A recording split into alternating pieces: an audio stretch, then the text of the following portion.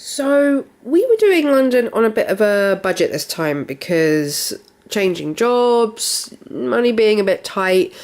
But this isn't the first time that we have done this. So I grew up in the south of England where when I was a student, when I had no money, I would have some amazing times in London because you can do things on the cheap. So I'm just going to show you a few places here that we really like. So there is Leicester Square. You will see all kinds of things here. This is kind of just like a people watching kind of area. You have buskers. It is good practice to put a bit of money in the buskers bucket at the end. If they're really terrible though, don't feel too bad about it. But they are there trying to make a living. So there's things to watch and things to see and do. There's all the buildings around there which are really cool. And there is also behind where this guy is doing his show, there is a little park. Now in the summer, it has this big fountain that you can kind of mess around in because it has like bits on the ground that aren't obviously running right now because it's not summer. And in the winter and when it's colder, it's just a nice place to sit and have your lunch. None of this costs any money. Piccadilly Circus. Obviously, I am doing the very obvious ones here, first of all. Piccadilly Circus is very famous. You are right on Regent Street. You've got Hyde Park down the road. You've got this very famous statue here. You've got the big screens. Piccadilly Circus. Very, very obvious one. If you head down the road, as I say, you've got Hyde Park and you have also got Buckingham Palace. Now, you can be a royalist, you can be not for the royals, either or. This is a pretty impressive building. And again, it costs nothing just to swing by and have a look because there are some incredible pieces on this building, like the gates, for example, the fountains, like the whole lot is a sight to see. It is huge. And if you are into that kind of thing, they do have the changing of the guards. You can watch them walk backwards and forwards if you want to. And there's also St James Park opposite, which we have done in a previous video, which has this big body of water. It has very, very friendly squirrels, and that's a really cool place to go. However, if you head in the opposite direction, you've got Hyde Park. Now, we've not really done much of Hyde Park. We needed to walk through it to go to the embassy to get our visa for our next trip. And we ended up seeing some really cool stuff. We kind of stumbled upon a Bollywood film being made, which was really kind of cool. We stood for a bit and watched that. I have no idea what that monument is because we were just too busy listening to the music and seeing people dance. That was really cool. But as the further you go in, you've then got more bodies of water, swans, which are really cool. And in the end, you kind of lose track about the fact that you're in the middle of London. You can't hear the traffic. You can't really see the buildings. It's actually really cool just to get lost in there for the day. And then, in the middle of Hyde Park, you have the Serpentine Gallery. We had never been there before until this trip because it's a bit of a trek to go. It's all right. I'm glad we went. There was this exhibition on which was about plants, as you can see. It took us about 2 minutes to walk around because we're not people who stand and read everything. But we're really glad that we kind of swung by and had a look. So if that's your kind of thing, they do change their exhibitions quite a lot. So I think I'll keep an eye on that and see what's on next time. And we'll see how it goes. Now, heading back into town, Chinatown.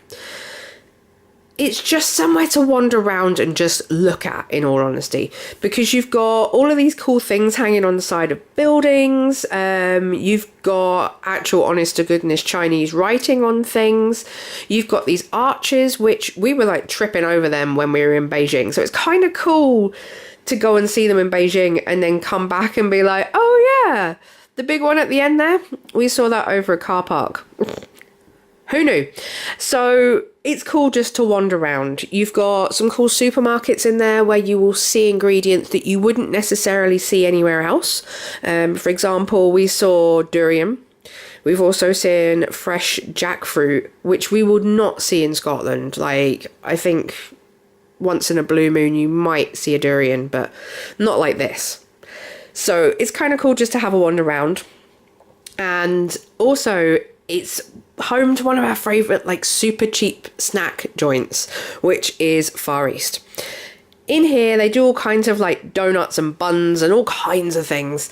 But our favourite thing is the sesame ball. Now, again, this is something that we had in Beijing. We had it in London first, but when we saw them in Beijing, it was like, oh my God, I know what that is. We're having them.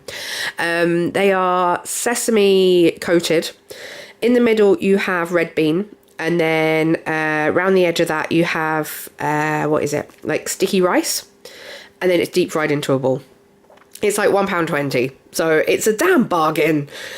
So from there, if you head a little bit out of town, you head to Camden Market. Now, you would have seen this on one of our previous videos when we spent the weekend in Camden.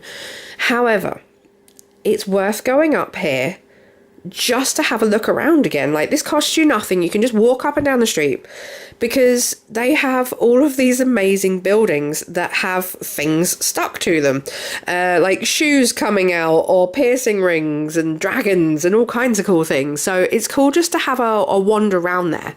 And then if you head further up the road, you've got Camden Lock, which is very peaceful in comparison. So you can even walk along the lock. If you go one way, it takes you to the zoo. If you go the other way, I don't quite know where it takes you, but it's quite a cool thing to do.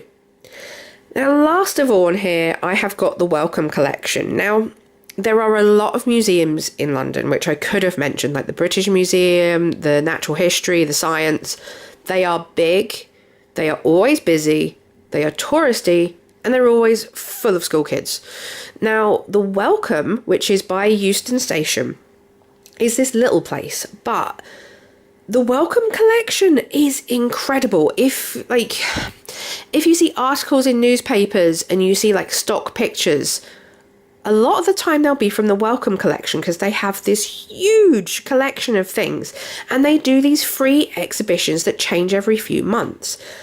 And I've always been fascinated by them. They have never done a bad exhibition, which is incredible. And they always do it on the weirdest things. Like this time it was on magic, which is cool because magic. But they've also done it on things like the brain, things that are smaller than your head, drugs, dust, all kinds of weird things. So I always look forward to seeing what they're going to do, and I strongly recommend checking them out. So there's just a few of our favourite budget or free things to do in London. Thank you for watching. Don't forget to subscribe so we can hit that magic 1,000 subscribers. Check us out on Patreon, and we will see you soon.